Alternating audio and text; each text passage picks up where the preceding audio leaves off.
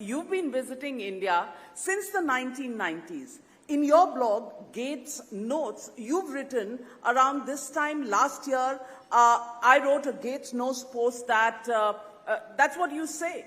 I just returned from my visit to India and I can't wait to go back again. And then you also said last week, I got my wish and returned to India and now I'm home and I can't wait to go back yet another visit to India. What are the three big things that keep drawing you back to India? What do you really pick up in terms of comeback factors to India, unstoppable as we are calling it today? Well, of course, in my first career at Microsoft, I had a great experience in India where over the last 25 years, Microsoft has built up a team there, now over 25,000 people. And on my last trip, I went to Hyderabad and we celebrated the great work that's gone on.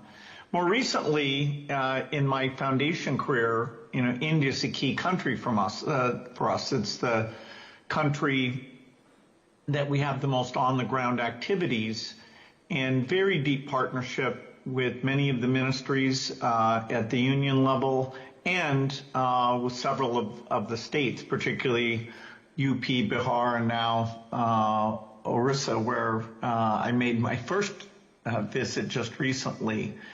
It's really the breadth of talent in India, the desire to move quickly, a real interest in low-cost solutions that not only work super well for India, but also can scale and have an impact in all developing countries. And so the model that we're using in the foundation for many of our projects is that we work first in India, either with the government or the private sector, and then we learn together and then help other countries. That's true in all our health work where, vaccines are probably the most famous, but now drugs and diagnostics are joining that list.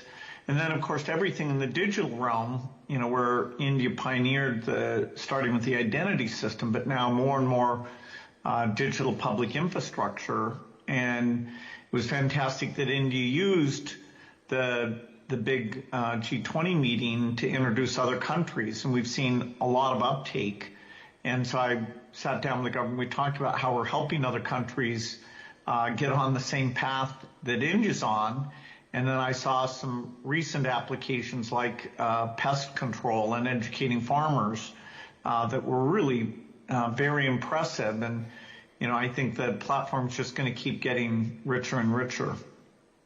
Well, I want to ask you about the Indian growth story. The theme of our summit this time around is Unstoppable India. India has grown by 8% in the last quarter, and we are heading towards election, and it's always a noisy election in India. What's your outlook for India and its place in the world in the coming years? Well, India's had pretty steady growth for some time. Obviously there's countries to learn from that also, had periods of very long growth. India will have to do things its own way. Manufacturing, for example, will play a role, but not as great a role as it did, say, in China. Services will play a greater role. I think the basic investments in health and in education to really benchmark and say, okay, where's the Indian education system falling short? How do we deal with such a range of skills in the public schools? I'm pleased that the willingness to really look at, okay, where are the deficits? Where are the exemplars in the country?